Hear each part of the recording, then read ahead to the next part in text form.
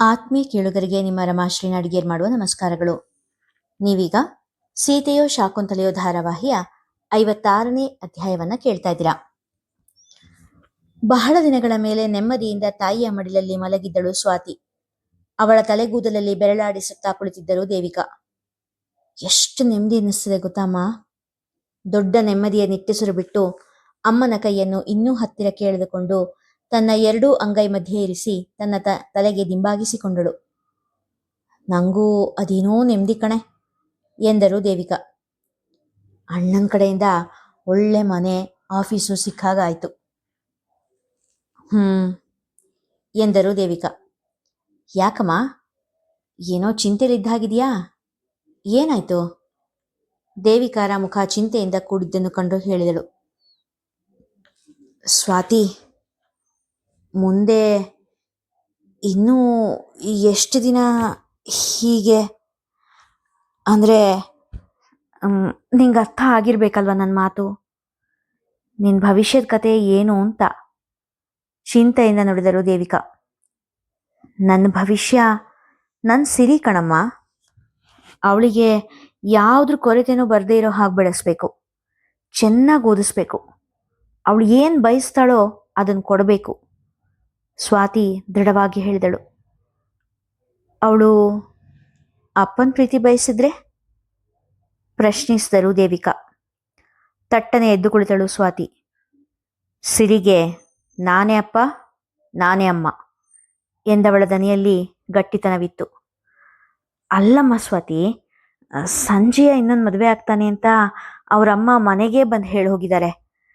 ನಾನು ಒಂದಲ್ಲ ಒಂದಿನ ನೀವಿಬ್ರು ಒಂದಾಗ್ತೀರಾ ಅನ್ನೋ ನಿರೀಕ್ಷೆಯಲ್ಲಿದ್ದೆ ಇಷ್ಟು ದಿನ. ಆದರೆ ಈಗ ಅವನ ಬದುಕನ್ನು ಕಟ್ಟಿಕೊಳ್ತಾ ಇದ್ದಾನೆ ಅಂದಮೇಲೆ ನೀನು ಕೂಡ ಎಂದು ಸುಮ್ಮನಾದರು. ಅಮ್ಮ, ಮದುವೆ ಯಾಕಾಗ್ತಾರೆ ಹೇಳು? ಕೇಳಿದಳು ಸ್ವಾತಿ. ಹಾಗಂದ್ರೇನೆ? ದೇವಿಕಾ ಕೇಳಿದಾಗ, ಮದುವೆ ಆಗೋದು ಬರೀ ಮಕ್ಕಳು ಪಡೆಯೋಕೆ ಮಾತ್ರ ಅಲ್ಲ ಅಲ್ವೇನಮ್ಮ. ಮದುವೆ ನಮಗೊಂದು ಭದ್ರತೆ ಕೊಡಬೇಕು, ನೆಮ್ಮದಿ ಕೊಡಬೇಕು. ಸಂಗಾತಿ ನಿನ್ನ ಜೊತೆಗೆ ನಾನಿದ್ದೀನಿ ಅನ್ನೋ ಧೈರ್ಯ ಕೊಡಬೇಕು. ಎಲ್ಲದಕ್ಕೂ ಹೆಚ್ಚಾಗಿ ಇಬ್ಬರ ಮಧ್ಯೆ ನಂಬಿಕೆ ಇರಬೇಕು. ನಾನು ನೀನು ಇಬ್ರೂ ಭದ್ರತೆ ಇಲ್ದಿರೋ ಮದುವೆಯಲ್ಲಿ ಒದ್ದಾಡಿದೀವಿ. ನನಗೆ ಈಗ ನನ್ನ ಕೆಲಸದಲ್ಲಿ ಮೇಲೆ ಇರಬೇಕು, ಒಳ್ಳೆ ಹೆಸರು ದುಡ್ಡು ಎರಡೂ ಮಾಡಬೇಕು, ಸಿರಿನ ತುಂಬ ಚೆನ್ನಾಗಿ ಬೆಳೆಸ್ಬೇಕು. ಸದ್ಯಕ್ಕೆ ಅಷ್ಟೇ ನನ್ನ ಗುರಿ, ನಿಶ್ಚಿತವಾಗಿ ಹೇಳಿದಳು ಸ್ವಾತಿ. ದೇವಿಕಾರಿಗೆ ಇನ್ನೂ ಅದೇ ವಿಷಯ ಎಳೆದಾಡೋದು ಬೇಡ ಎನಿಸಿತು. ಅದನ್ನು ಅಲ್ಲಿಗೆ ನಿಲ್ಲಿಸಿ ಕೆಲಸದ ವಿಷಯ ತೆಗೆದರು. ಮತ್ತೆ ನಿನ್ನ ಮುಂದಿನ ಕೆಲಸ ಯಾವುದನ್ನು ಒಪ್ಕೊಂಡಿದೀಯಮ್ಮ ಎಂದು ಕೇಳಿದರು. ಒಂದು ಎಂಗೇಜ್ಮೆಂಟ್ ಕಣಮ್ಮ, ಜಾಸ್ತಿ ಕೆಲಸ ಏನಿಲ್ಲ. ಅಡುಗೆದು ಡೆಕೋರೇಷನ್ದು ಎಲ್ಲ ಸೆಟ್ ಆಗಿದೆ. ಬ್ಯೂಟಿಷಿಯನ್ನು ಮೆಹಂದಿ ಹಾಕೋರು ಎಲ್ಲರನ್ನು ಬುಕ್ ಮಾಡೋ ಆಗಿದೆ. ಇವ್ರ ಸಂಪ್ರದಾಯದಲ್ಲಿ ಎಂಗೇಜ್ಮೆಂಟ್ ದಿನ ಹುಡುಗನ ಮನೆಯವರು ಹುಡುಗಿಗೆ, ಹುಡುಗಿ ಮನೆಯವರು ಹುಡುಗಂಗೆ ಚಂದದ ಸಾಮಾನನ್ನು ಕೊಡ್ತಾರಂತೆ. ಅದನ್ನು ರೆಡಿ ಮಾಡಿಸ್ಬೇಕು ಅಷ್ಟೇ, ಇನ್ನೆಲ್ಲ ರೆಡಿಯಾಗಿದೆ ಎಂದಳು. ಚಂದದ ಸಾಮಾನು ಅಂದರೆ ಅದೇ ಕೊಬ್ಬರಿ ಗಿಟ್ಕಲ್ಲೆಲ್ಲ ಡಿಸೈನ್ ಮಾಡ್ತಾರಲ್ಲ ಅದಾ? ಕೌತುಕದಿಂದ ಕೇಳಿದರು ದೇವಿಕಾ. ಹ್ಞೂ ಕಣಮ್ಮ, ಅದ್ರ ಜೊತೆ ಒಂದಿಷ್ಟು ಗೊಂಬೆಗಳಿಗೆ ಸೀರೆ ಉಡಿಸಿ ವರನ್ ರೀತಿ ವಧು ರೀತಿ ಎಲ್ಲ ಅಲಂಕಾರ ಮಾಡಿಸಿಡ್ಬೇಕು. ಆನ್ಲೈನಲ್ಲಿ ನೋಡಿದೆ, ಅದೆಲ್ಲ ಕಾಸ್ಟ್ಲಿ ಆಗುತ್ತೆ. ಅದಕ್ಕೆ ಲೋಕಲ್ನವ್ರು ಯಾರಾದರೂ ಸಿಗ್ತಾರಾ ಅಂತ ನೋಡ್ತಾ ಇದ್ದೀನಿ ಎಂದಳು ಸ್ವಾತಿ. ನಾನು ಅದನ್ನೆಲ್ಲ ಮಾಡೋದು ಕಲ್ತಿದ್ದೀನಿ, ಮಾಡಿ ನೋಡ್ಲಾ ಆಸೆಯಿಂದ ಕೇಳಿದರು ದೇವಿಕಾ. ಅದನ್ನು ಮಾಡಬೇಕೆಂಬ ಬಯಕೆ ಅವರಲ್ಲಿ ಎದ್ದು ಕಾಣುತ್ತಿತ್ತು. ಹೂನಮ್ಮ, ಟ್ರೈ ಮಾಡು. ನಿಂಗೆ ಏನೇನು ಸಾಮಾನು ಬೇಕೋ ಅದೆಲ್ಲ ತಗೊಂಡು ಬರೋಣ ಇವತ್ತು. ಆದರೆ ಅದೆಲ್ಲ ಮಾಡೋಕೆ ತುಂಬ ಸಮಯ ಬೇಕಲ್ಲಮ್ಮ. ಮನೆ ಕೆಲಸದ ಜೊತೆ ಸಿರಿ ನೋಡ್ಕೊಳ್ಳೋದ್ರ ಜೊತೆಗೆ ಅದೆಲ್ಲ ಆಗುತ್ತಾ ಅನುಮಾನಿಸಿದಳು ಸ್ವಾತಿ. ಆಗುತ್ತೆ ಕಣೆ, ಮನೆ ಕೆಲಸ ಎಲ್ಲ ಎಷ್ಟೊತ್ತು ಹಿಡಿಯುತ್ತೆ ಮಹಾ. ಸಿರಿ ಸ್ಕೂಲಿಗೆ ಹೋದ್ಮೇಲೆ ನಾನು ಪೂರ್ತಿ ಬಿಡುವಾಗೇ ಇರ್ತೀನಲ್ಲ. ಪ್ರಯತ್ನ ಅಂತೂ ಪಡ್ತೀನಿ, ಆದರೆ ಒಳ್ಳೆಯದು ಅಲ್ವಾ ಉತ್ಸಾಹದಿಂದ ಹೇಳಿದರು. ತನ್ನ ಅಮ್ಮನಲ್ಲಿ ಕಂಡ ಉತ್ಸಾಹ ಸ್ವಾತಿಗೆ ಖುಷಿ ಕೊಟ್ಟಿತು. ನೋಡೆ ಸ್ವಾತಿ, ಇದೊಂದು ಗೊಂಬೆ ಮಾಡಿದ್ದೀನಿ. ಮಾರನೇ ದಿನ ಸಂಜೆ ವೇಳೆಗೆ ಉತ್ಸಾಹದಿಂದ ಹೇಳಿದರು ದೇವಿಕಾ. ಅಲಂಕಾರಗೊಂಡಿರುವ ಒಂದು ಹೆಣ್ಣಿನ ಗೊಂಬೆ ಮತ್ತೊಂದು ಗಂಡಿನ ಗೊಂಬೆ ಎರಡು ಉಯ್ಯಾಲೆ ಮೇಲೆ ಕುಳಿತಿರುವಂತೆ ಮಾಡಿದ್ದರು. ವಾಹಮ್ಮ, ಎಷ್ಟು ಬ್ಯೂಟಿಫುಲ್ ಆಗಿದೆ! ಒಂದೇ ದಿನದಲ್ಲಿ ಮಾಡ್ಬಿಟ್ಟಿದೀಯಾ? ಎಷ್ಟು ಚೆನ್ನಾಗಿ ಮಾಡಿದೀಯಮ್ಮ ಎನ್ನುತ್ತಾ ಖುಷಿಯಾಗಿ ದೇವಿಕಾಳನ್ನು ಅಪ್ಪಿಕೊಂಡಳು. ಅಮ್ಮನ ಕೈಯಲ್ಲಿ ಅರಳಿದ ಕಲೆ ಕಂಡು ಸ್ವಾತಿಯ ತಲೆಯಲ್ಲಿ ಹೊಸದೊಂದು ಯೋಚನೆ ಶುರುವಾಗಿತ್ತು. ಇಷ್ಟು ದೊಡ್ಡ ಮನೆ, ನಮ್ಮನ್ನು ಒಳಗಾದ್ರೂ ಬಿಡ್ತಾರೇನೆ? ಅಳುಕಿದರು ವಿಜಯಮ್ಮ. ಇಲ್ಲಿ ಹೋಗ ಅವಮಾನ ಮಾಡಿಸ್ಕೊಳ್ಳೋದಕ್ಕಿಂತ ಸುಮ್ಮನೆ ವಾಪಸ್ ಹೋಗ್ಬಿಡೋಣ ಕಣೆ ಎಂದರು. ಅಮ್ಮ, ಸಾನು ಭವಿಷ್ಯ ಚೆನ್ನಾಗಿರ್ಬೇಕು ಅಂದ್ರೆ ನಾವೀಗ ಒಳಗೆ ಹೋಗ್ಲೇಬೇಕು. ಸಾರಿಕಾ ಮನದಲ್ಲಿ ಸಾನ್ನಿಧ್ಯಳ ಭವಿಷ್ಯದ ಜೊತೆಗೆ ಈ ಶ್ರೀಮಂತ ಸಂಬಂಧದಿಂದ ತನಗಾಗಬಹುದಾದ ಲಾಭ ಕೂಡ ಲೆಕ್ಕ ಹಾಕುತ್ತಿದ್ದಳು. ಮನೆಯ ಅಂದ ಚಂದ ನೋಡುತ್ತಾ ನಿಂತ ತಾಯಿ ಮಗಳಿಬ್ಬರು ಗೇಟ್ ಬಳಿ ನಡೆದರು. ಯಾರು ನೀವು? ಯಾರನ್ನು ನೋಡ್ಬೇಕಿತ್ತು? ಗತ್ತಿನಿಂದ ಕೇಳಿದ ಸೆಕ್ಯೂರಿಟಿ.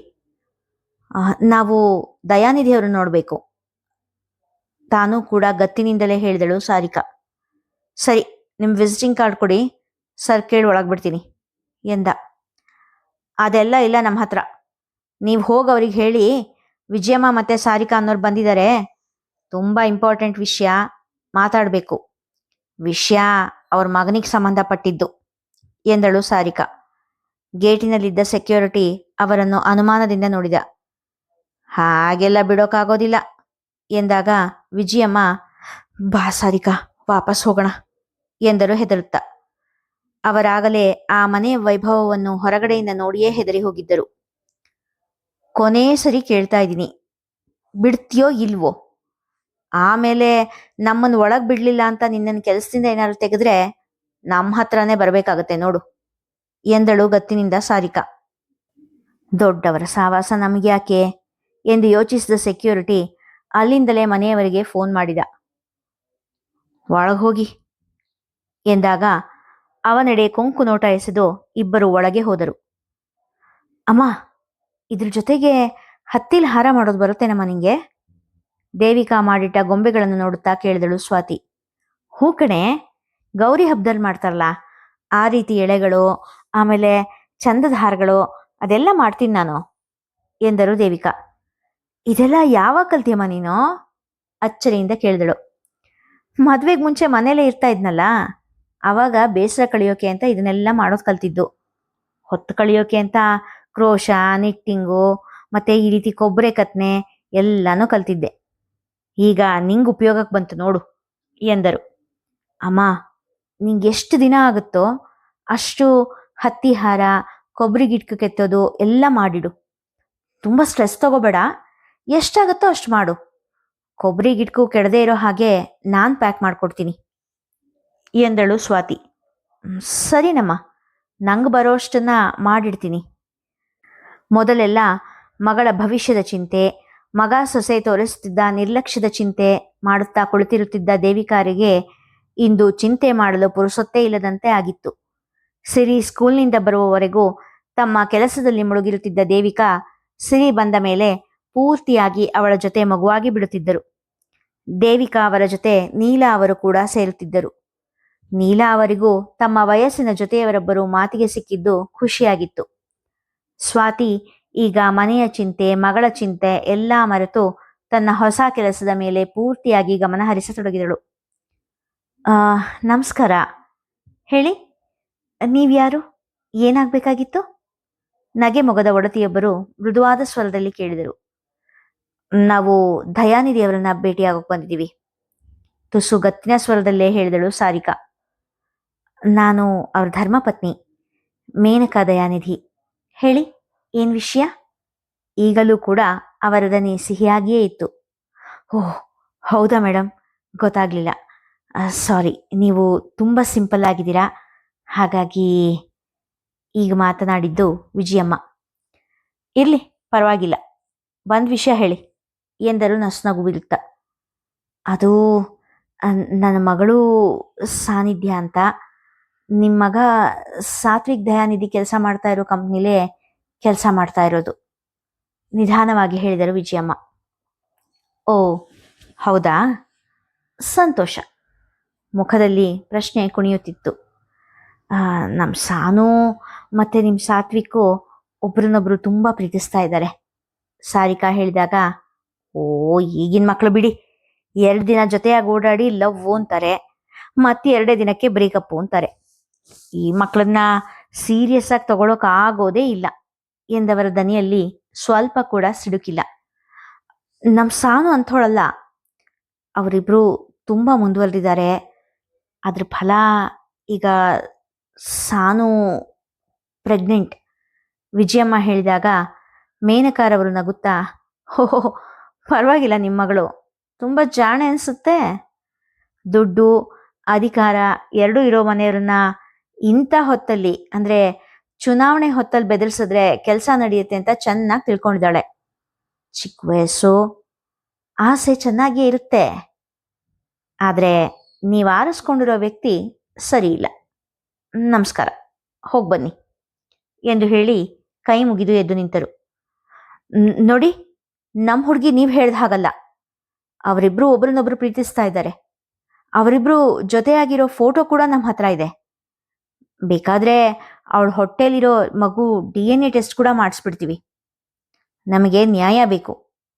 ಅದನ್ನ ಹೇಗೆ ತಗೊಳ್ಬೇಕು ಅನ್ನೋದು ನಮಗೆ ಗೊತ್ತು, ರೇಗಿದಂತೆ ಹೇಳಿದಳು ಸಾರಿಕಾ. ಮೇನಕಾ, ಏನದು ಗಲಾಟೆ ಎನ್ನುತ್ತಾ ಮಹಡಿಯಿಂದ ಇಳಿದು ಬರುತ್ತಾ ಕೇಳಿದರು ದಯಾನಿಧಿ. ಮೇನಕಾ ಉತ್ತರಿಸುವ ಮೊದಲೇ ಎದ್ದು ನಿಂತು ಕೈ ಮುಗಿದರು ವಿಜಯಮ್ಮ. ಪ್ರತಿಯಾಗಿ ಅವರೂ ಕೈ ಮುಗಿದು ಕುಳಿತುಕೊಳ್ಳಲು ಸನ್ನೆ ಮಾಡಿದರು. ಏನ್ ವಿಷಯ ಮೇನಕಾ? ತಾಳ್ಮೆಯಿಂದಲೇ ಕೇಳಿದರು. ಮೇನಕಾ ವಿಷಯವನ್ನೆಲ್ಲ ಹೇಳಿ, ಬ್ಲ್ಯಾಕ್ ಮೇಲ್ ಮಾಡೋದಕ್ಕೆ ಬಂದಿದ್ದಾರೆ ನೋಡಿ, ಎಲೆಕ್ಷನ್ ಹೊತ್ತಲ್ಲಿ ಎನ್ನುತ್ತಿರುವವಳ ಮಾತನ್ನು ಅರ್ಧಕ್ಕೆ ತಡೆದ ದಯಾನಿಧಿ, ಹಾಗೆಲ್ಲ ಮಾತಾಡಬಾರ್ದು ಮೇನಕಾ, ಪಾಪ ಅವ್ರ ಕಷ್ಟ ಅವ್ರಿಗೆ ಗೊತ್ತು, ಹೆಣ್ಣು ಹಡ್ದವ್ರ ಸಂಕಟ ನಿನಗೆ ಗೊತ್ತಿಲ್ಲ ಎಂದು ಹೇಳಿ, ನೋಡಿಮ್ಮ, ನಾನು ಒಂದ್ಸರಿ ನಮ್ಮ ಹುಡುಗನ ಹತ್ರ ಮಾತಾಡ್ತೀನಿ, ವಿಷಯ ಏನು ಅಂತ ಪೂರ್ತಿ ತಿಳ್ಕೊಂಡು ನಿಮ್ಮನ್ನ ಸಂಪರ್ಕಿಸ್ತೀನಿ. ಆದರೆ ಒಂದು ಮಾತು, ನಾನಿದನ್ನ ನಿಮಗೆ ಹೆದರ್ಕೊಂಡು ಮಾಡ್ತಾ ಇಲ್ಲ. ನಮ್ಮಿಂದ ಒಂದು ಹೆಣ್ಣು ಮಗಳಿಗೆ ಅನ್ಯಾಯ ಆಗಬಾರ್ದು ಅನ್ನೋ ದೃಷ್ಟಿಯಿಂದ ಮಾತ್ರ ಹೇಳ್ತಾ ಇದ್ದೀನಿ. ಈಗ ನೀವು ಮನೆಗೆ ಹೋಗಿ ನಿಮ್ಮ ಫೋನ್ ನಂಬರ್ ಕೊಟ್ಟಿರಿ, ನನ್ನ ಮಗನ ಹತ್ರ ಮಾತಾಡಿ ನಿಮಗೆ ಫೋನ್ ಮಾಡ್ತೀನಿ ಎಂದು ಹೇಳಿ ಕೈ ಮುಗಿದ. ವಿಜಯಮ್ಮ ಹಾಗೂ ಸಾರಿಕಾ ಹಿಡಿದ ಕೆಲಸ ಸಾಧಿಸಿದ ಖುಷಿಯಲ್ಲಿ ಅಲ್ಲಿಂದ ಹೊರಟರು. ಏನ್ರಿ, ಏನು ಹೇಳ್ತಾ ಇದ್ದೀರಾ ನೀವು? ಅವ್ರ ಮಗಳು ನಮ್ಮ ಮಗ ಎನ್ನುತ್ತಿದ್ದವರ ಮಾತನ್ನು ತಡೆದ Dayanidhi, let me handle this ಎಂದು ಹೇಳಿ ಸೆಕ್ಯೂರಿಟಿಗೆ ಫೋನ್ ಮಾಡಿದ. ಈಗ ಬಂದಿದ್ರಲ್ಲ ಇಬ್ಬರು ಹೆಂಗಸರು, ಅವರು ಇನ್ನೊಂದು ಸರ್ತಿ ಮನೆ ಒಳಗಡೆ ಬಂದರೆ ನೀನು ಪರ್ಮನೆಂಟಾಗಿ ಹೊರಗೆ ಹೋಗಬೇಕಾಗತ್ತೆ. ಏನು ಗಲಾಟೆ ಆಗದೆ ಇರೋ ಹಾಗೆ ಹ್ಯಾಂಡಲ್ ಮಾಡು ಎಂದು ಗಂಭೀರವಾಗಿ ಎಚ್ಚರಿಸಿದರು. ಇಲ್ಲಿಗೆ ಇಂದಿನ ಸಂಚಿಕೆ ಮುಗಿಯಿತು. ಮುಂದಿನ ಕಥೆ ಮುಂದಿನ ಸಂಚಿಕೆಯಲ್ಲಿ. ಕಥೆ ಇಷ್ಟವಾಗಿದ್ದರೆ ಹೆಚ್ಚು ಹೆಚ್ಚು ಜನರಿಗೆ ಶೇರ್ ಮಾಡಿ, ಕಥೆಯನ್ನು ಲೈಕ್ ಮಾಡಿ, ಹಾಗೆ ಕಾಮೆಂಟ್ ಸೆಕ್ಷನ್ನಲ್ಲಿ ಅಭಿಪ್ರಾಯ ತಿಳಿಸಿ ಪ್ರೋತ್ಸಾಹಿಸಿ. ಧನ್ಯವಾದಗಳು.